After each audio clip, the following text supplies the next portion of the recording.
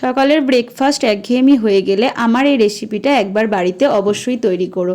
আজকে বানাবো একদম অন্যরকম স্বাদে সুজির চিল্লা। তার জন্য আমি এখানে নিয়েছি 1 বাটি সুজি, 1 বাটি টক দই। সুজি আর টক দইটা একটু প্রথমে মিশিয়ে নেব এইভাবে। এবারে দেব 1/2 বাটি মতন জল। জল দিয়ে আমি সুজিটার সাথে পুরো মিশিয়ে নেব। জলের সাথে সুজিটা পুরোপুরি মেশানো হয়ে গেলে এবারে আমি দেব সমস্ত ভেজিটেবল।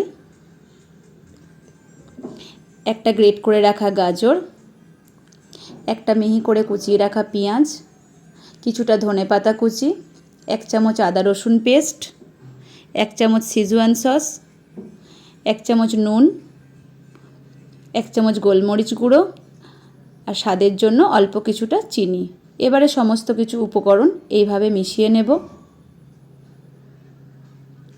সমস্ত উপকরণ ভালোভাবে সুজির সাথে মেশানো হয়ে গেলে এবারে দেব 1/2 বাটি মতন জল। জল দিয়ে আমি সুজির ব্যাটারটা আধ ঘন্টা মতন রেস্টে রেখে দেব।